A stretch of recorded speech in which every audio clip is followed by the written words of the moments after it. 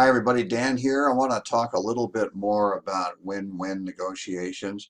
And by the way, if you're wondering why sometimes I have a screencast which takes you to YouTube and sometimes I have an embedded video like the one you just saw with Technicolor and Airborne, it's because in some cases, like the previous presentation, there's maybe a little bit of confidential information that I want to share with you, but I don't want to share it with the world, so I don't put it on YouTube.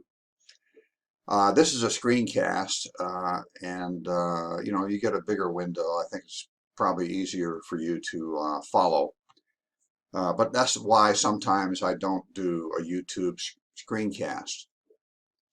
Now, I want to share with you something that I have experienced for real, especially in my younger days in sales. There may be a time when you're in a negotiation when you begin to get that uh-oh feeling. You've given away too much.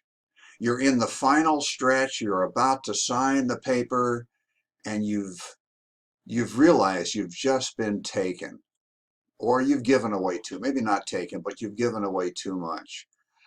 Don't let your ego get in the way.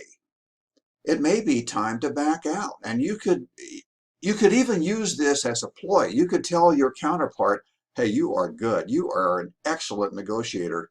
I'm outclassed. I've given away too much and I've decided to back out. Sorry, but you're just too good for me.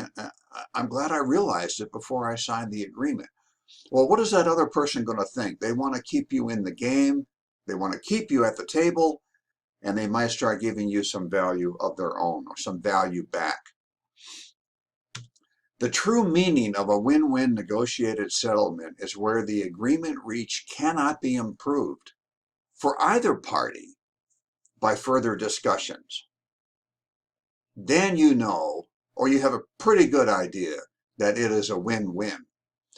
Now, win-win is not always best. Again, we talked about this. If you're dealing with somebody who looks at everything through a I win, you lose mentality, um, you're not going to get a win-win, probably.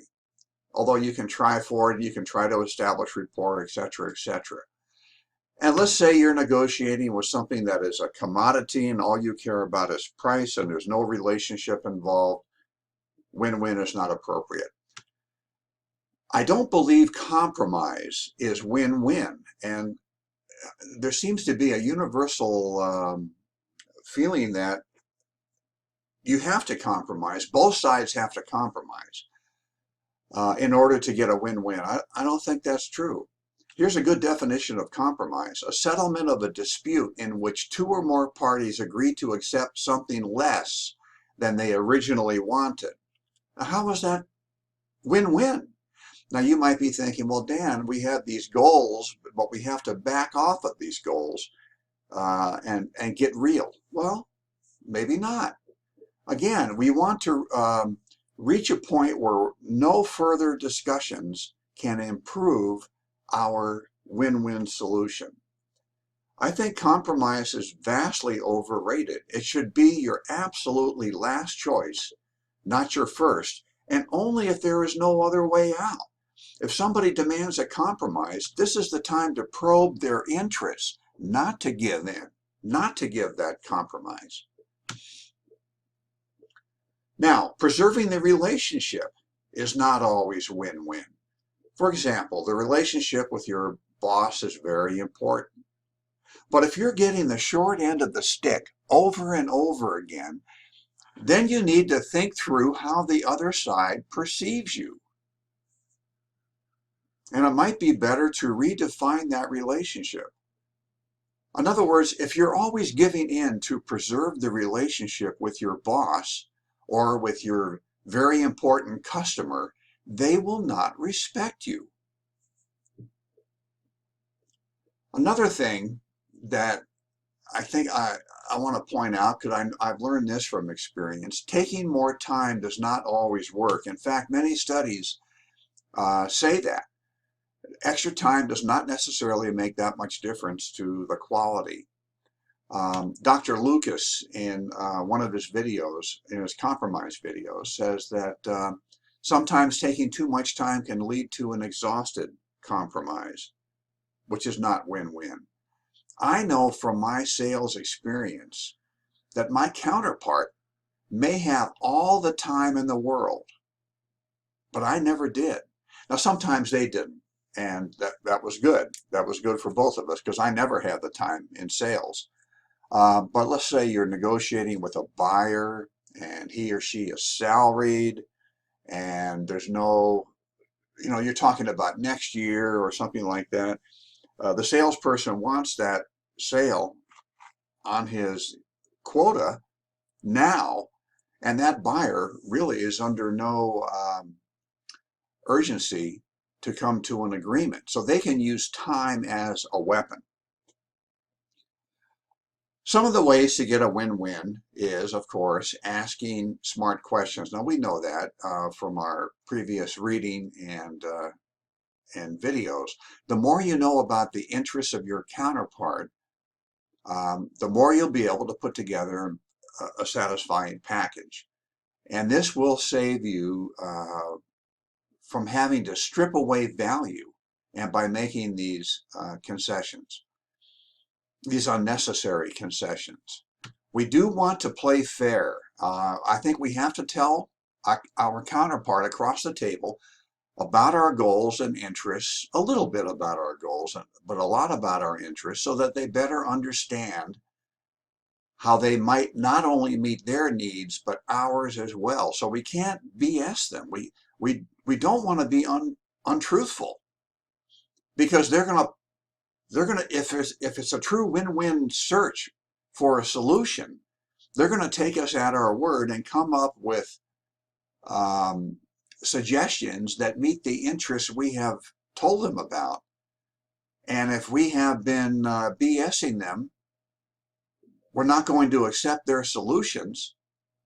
And suddenly there's a great lack of synergy, there's a great lack of trust, and cynicism will take over. So I think we have to play fair. We don't want to put all of our cards on the table. We want to trade cards, and we've read about the principle of reciprocity. Many experts think it's a bad idea to reveal your BATNA at the outset. And I've been trying to think of an example for this. Let's say, for example, you're interviewing for a job, and you reveal a BATNA. You say, well, look, I have a job offer for $78,000 a year from another company. Is that a good idea? I don't think it is, because you've just capped your salary. That person, if they want you, will say, oh, I can meet that. Or maybe they'll add a few bucks on top of it when you could have gotten maybe much more. So, especially if your BATNA isn't really all that impressive, you may never want to reveal it. The book talks about presenting multiple offers. I think that's a sound negotiation strategy. It does stimulate conversation, communication. It may prompt our counterpart into sharing their true interests. And the session could be a lot more energetic. And you can log roll these less important options. Here's what I want to point out. When you read about presenting multiple offers, you might think this is a strategy for more high-level, complex negotiations. But I think you could use this strategy in a comparatively simple negotiation. Let's go back to the job offer. Let's say the salary becomes a sticking point. You can suggest changes, by that I mean increases, to their benefits package, or stock sharing, or a larger IRA contribution, or more vacation time. In other words, multiple offers. Before you know it, they may simply give you the salary you wanted, because they don't want to go back. They don't want to go in that direction. So it could be a good strategy, as well as a legitimate way to search for a win-win. When the book talks about seeking third-party assistance, what they're talking about is getting a third party in there. And so just think of a marriage counselor. You want a neutral party. A marriage counselor would not be the husband's uncle or the wife's uncle. That would not be a neutral party. So you want somebody who is neutral, and that neutral party may suggest options and proposals that neither one of you thought of. And it's true that in a negotiation, especially a confrontational one, parties don't always share their suspicions with each other, but they might with this third party mediator. And the mediator may prevent either side from making a mistake. Now, I think this does generally apply to high-level negotiations, but I just want to point out that you could use it as a bluff in a lower-level talk. Let's say you're in a negotiation and you told your counterpart, you know, I think we've reached an impasse. Maybe we should seek out a neutral third party to sit with us and help us through this problem. Does the other side want that? They don't want that, probably. So they may reduce their demands. It could be a bluff and one that might work. I just want you to remember that in a win-win negotiation, both parties are smiling, right? But you don't want your smile to be one of relief. You don't want to be smiling because you're glad it's over and your boss still loves you. You want to feel that there couldn't have been a better deal for either one of you. That is true win-win. Okay, I'll talk to you soon. Bye.